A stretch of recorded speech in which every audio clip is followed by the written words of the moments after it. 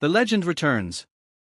Zenervix's hands trembled as she stared at the radar display aboard her patrol vessel, the Starlight Sentinel.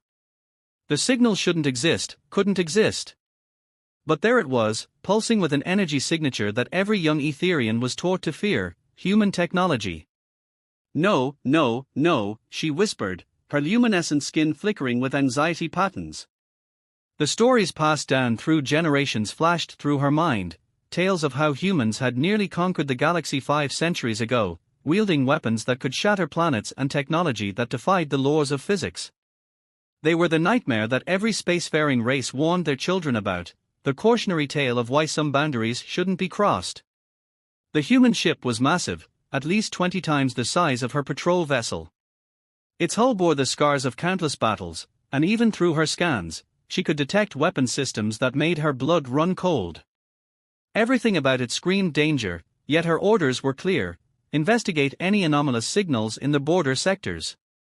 Central Command, this is Scout Zenervix, she began, then hesitated. The communication panel sparked and went dead. Her eyes widened as she realized all her systems were being systematically locked down by an external force. The humans hadn't just survived, they'd grown even more powerful. A deep voice crackled through her speakers, sending chills down her spine. Hello, little scout.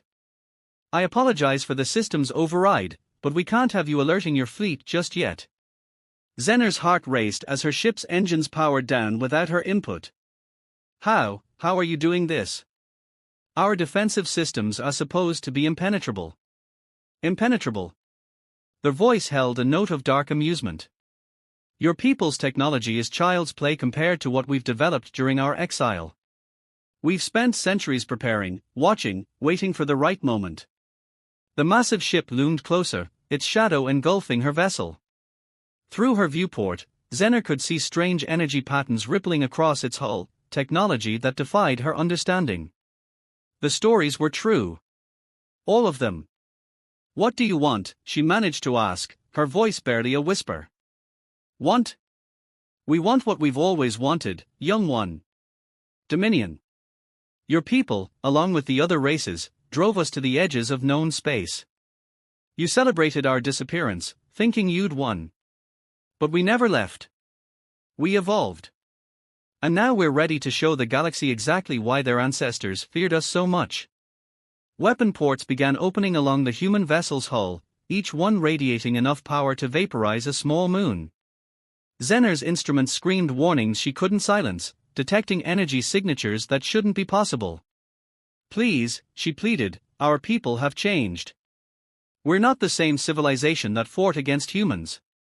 We've learned from those mistakes.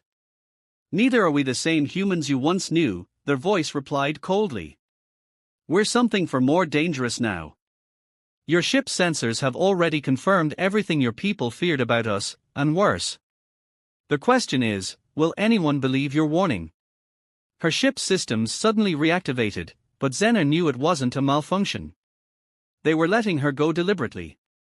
They wanted her to spread the word, to tell everyone that humanity hadn't just survived, they had thrived in darkness, growing more powerful than anyone could have imagined. As her engines came back online, the human voice spoke one final time: run home, little scout. Tell them what you've seen.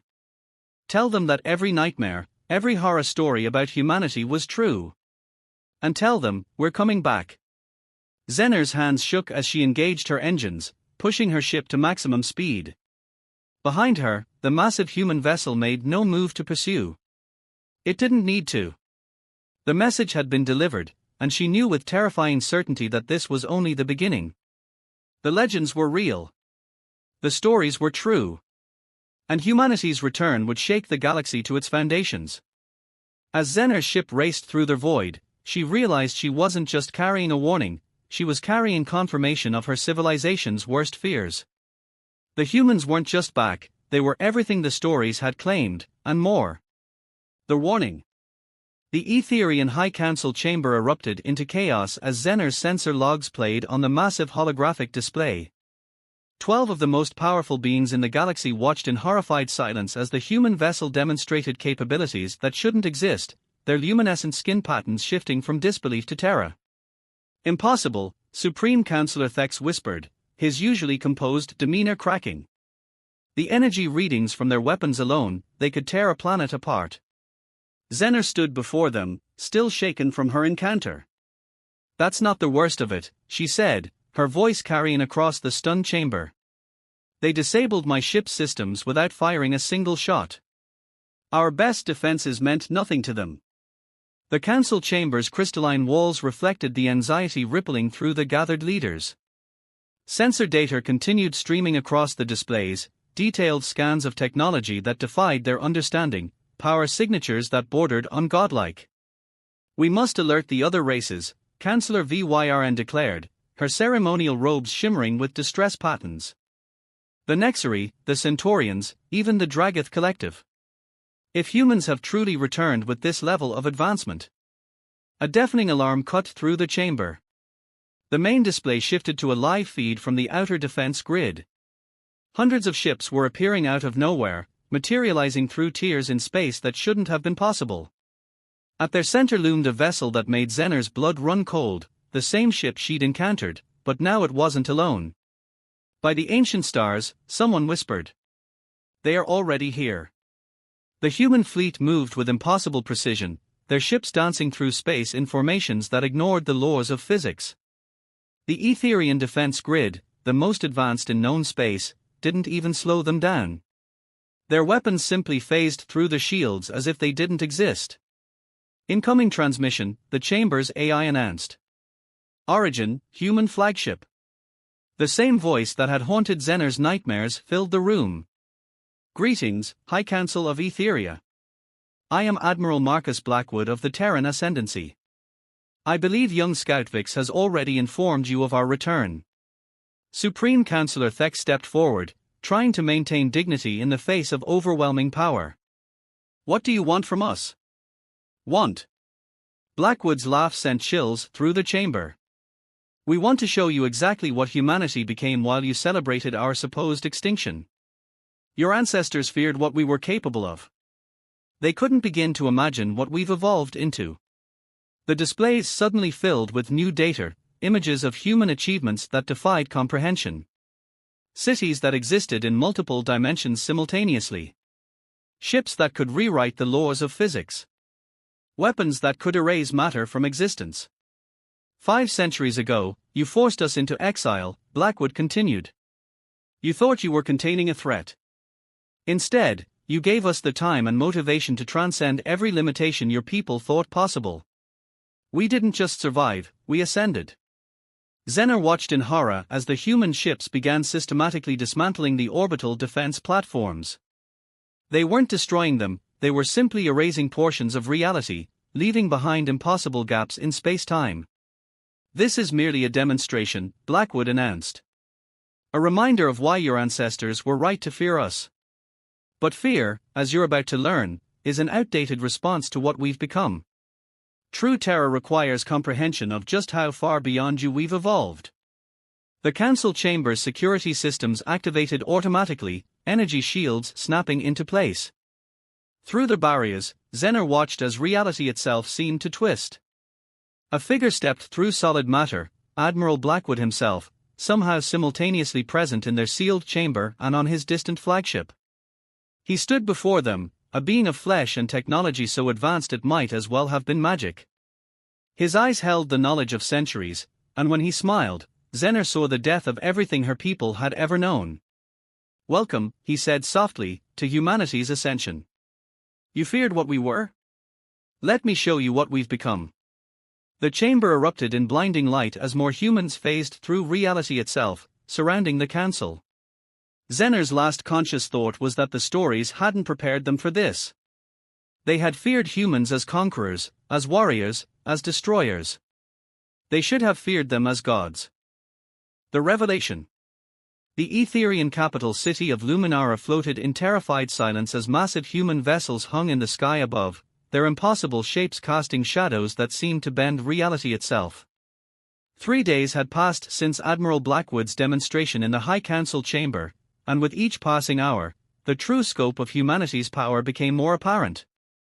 Zener stood at the observation deck of the Central Archive, watching as another group of human researchers phased through solid walls, their bodies surrounded by swirling fields of dark energy. They moved through the ancient building as if they owned it, accessing databases and technological records with casual indifference to the most advanced security systems. "Fascinating, isn't it?" a voice said behind her. Zener turned to find Admiral Blackwood studying her, his augmented eyes shifting through spectrums of light that shouldn't exist. "Your people spent centuries advancing their technology, thinking they were approaching the pinnacle of achievement. They never realized they were children playing with toys. Why are you showing me this?" Zener asked, her voice barely steady. "Why keep me alive when you've already proven your point?" Blackwood smiled, and in that expression Zener saw the weight of centuries. "Because you were the first to see us, young scout. You carry the purest form of that initial terror, that moment of realization when everything your people feared proved true. But what you don't yet understand is that fear was never the point." He gestured, and reality twisted around them. Suddenly they were standing in what appeared to be a vast chamber filled with impossible machinery. Stars burned in contained fields, entire galaxies spun in miniature, and streams of pure energy flowed like rivers through the air. "This," Blackwood said, "is one of our smaller research facilities. While your people celebrated our disappearance, we were building things like this in the spaces between spaces, in realms your science can't even detect." Zener's mind struggled to process what she was seeing. "But, why? If you had this kind of power, why hide for so long?" "Because evolution takes time," a new voice answered. A woman stepped out of thin air, Commander Diana Vale, according to the impossible readings flowing through the air around her. "We needed to be certain we'd advanced far enough that history wouldn't repeat itself. You see," Blackwood continued, "your ancestors were right to fear us, but for the wrong reasons. They feared our weapons, our determination, our potential for violence. What they should have feared was our potential for transcendence." The chamber shifted again, and Zener found herself floating in what appeared to be the heart of a star. Yet instead of burning, she felt only a gentle warmth as streams of plasma flowed around them. "Humanity didn't just advance technologically," Diana explained, her form shifting between states of matter as she spoke. "We evolved. We became something your people's science would consider impossible.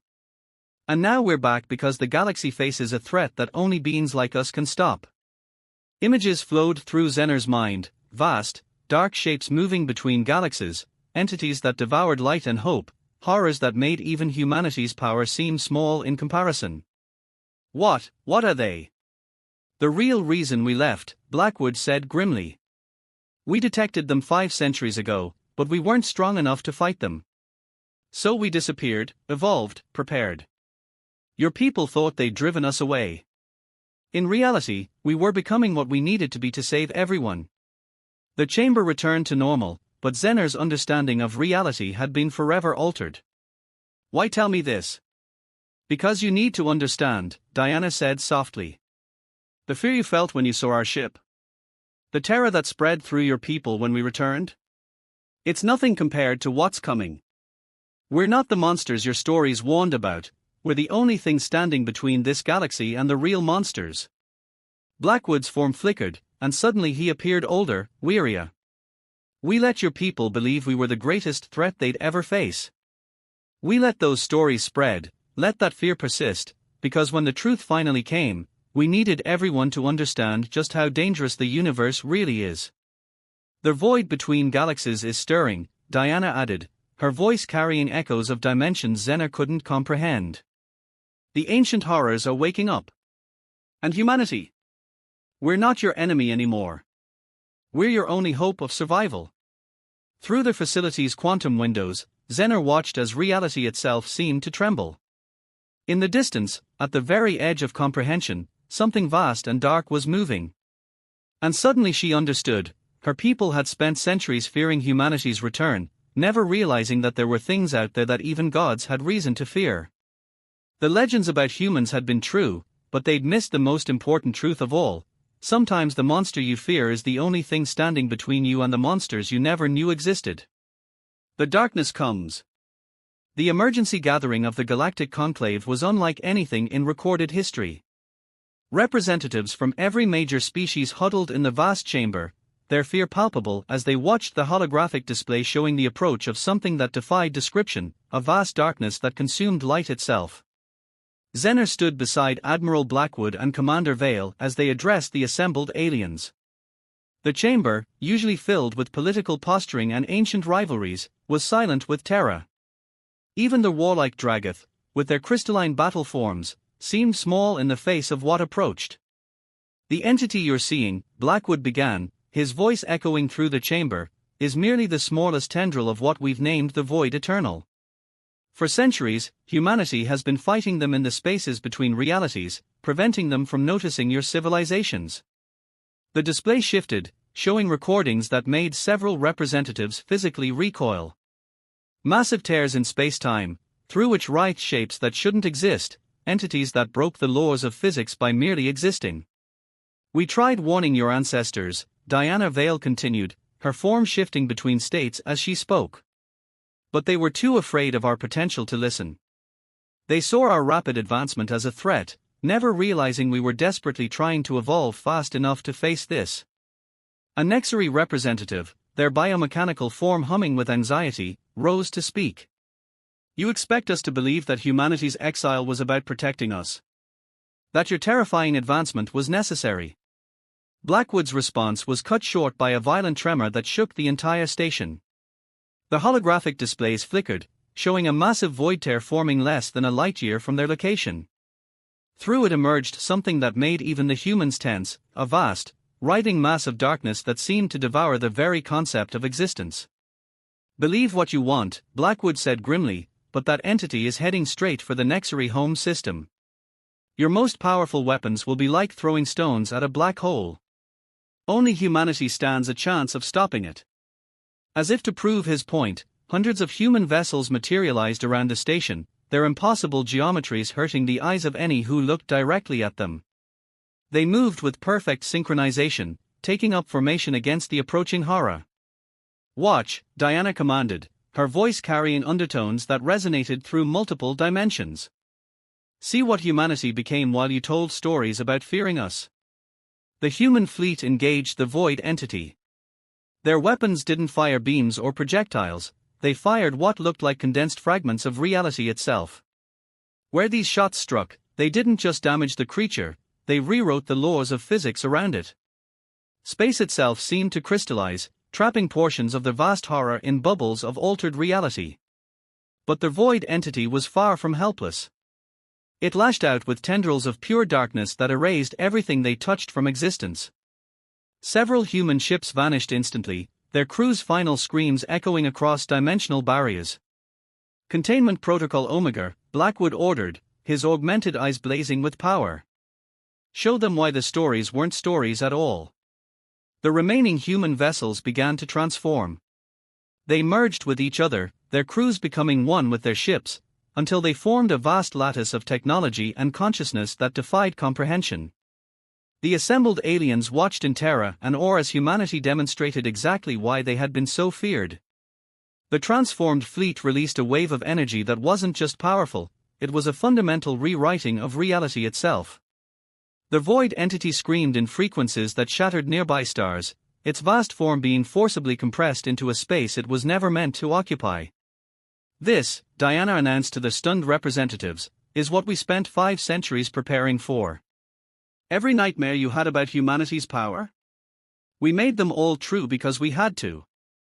Because this enemy cannot be fought with conventional weapons or traditional physics." The battle raged on, visible through the station's quantum windows. Reality itself buckled and warped as powers beyond comprehension clashed. The human fleet, now a single entity of impossible technology and transformed consciousness, continued to force the void horror back through its tear in space-time. Zener watched as the aliens around her finally understood. Their ancestors had feared humanity's potential for destruction, for conquest, for power. But that fear had been based on a limited understanding of what humanity would become. They hadn't just become conquerors or warriors, they had become guardians of reality itself. "The void entity is retreating," Blackwood announced, though his expression showed no relief. "But it's just the first. There are more coming, many more. Now you have a choice to make.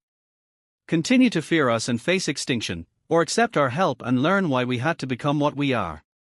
The chamber erupted in desperate discussion as the representatives faced an impossible choice: trust the species they had feared for centuries, or face horrors that made even humanity seem tame by comparison. The truth beyond fear. The vast chamber of transformed space that had once been the Etherian capital now served as humanity's command center against the void. Xena stood at a viewing platform that shouldn't have been possible, watching as reality itself was reshaped by human technology. Below her, representatives from every major species worked alongside their former enemies, learning to harness powers they'd once feared. It's time, Admiral Blackwood's voice resonated through multiple dimensions as he materialized beside her. The Void Eternal is launching its main assault. They've realized what we've been doing all these centuries. The quantum displays showed it clearly, massive tiers in spacetime opening across the galaxy, each one disgorging horrors that made the first void entity seem tiny in comparison. But this time, the galaxy wasn't unprepared. Launch the Transcendence beacons, Commander Vale ordered, her form shifting between states of matter as she coordinated the defense. Show them what humanity has been preparing for all along. Across the galaxy, massive structures that humanity had hidden in dimensional pockets began to activate. These weren't weapons, they were evolution engines, devices designed to do something far more terrifying than destroy. You see, Blackwood explained to Xena, your people were right to fear us. Not because we wanted to conquer you, but because we knew that one day, we'd have to change you. Just as we changed ourselves. The beacons activated, baiting the galaxy in energies that defied physics. Xena watched in awe as members of every species began to transform. The change wasn't forced, it was offered, a gift of power that came with the terrible burden of understanding. The void entities don't just destroy reality, Diana explained, her voice carrying harmonics that resonated through time itself. They consume possibility. Hope. The very concept of existence.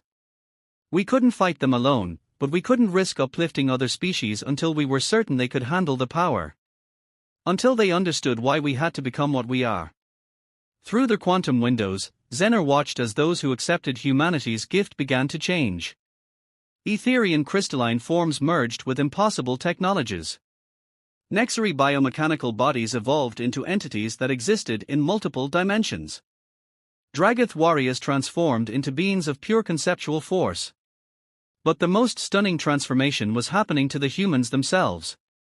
They were revealing their true forms at last, beings of pure thought and energy, entities that had transcended the very concept of physical form.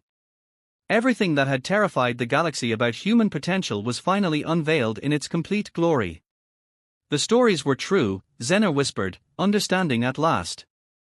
Everything we feared about humans, their power, their potential, their ability to change reality itself. But we never understood why they needed that power. The void entities struck, their vast forms tearing through space-time. But this time, they faced not just humanity, but a galaxy beginning its own transcendence. The battle that ensued wasn't fought with weapons or ships, it was fought with pure will, with the power to rewrite the laws of reality. Xena felt the change calling to her, the opportunity to become something beyond her current form. She looked at Blackwood, who now blazed with energies that should have burned her eyes but instead opened her mind. Why me? She asked. Why show me all of this from the beginning?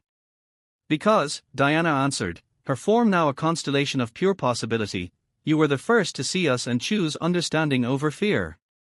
Even when everything you feared about us proved true, you wanted to know why. That's the spark we spent centuries looking for, the potential to transcend fear itself.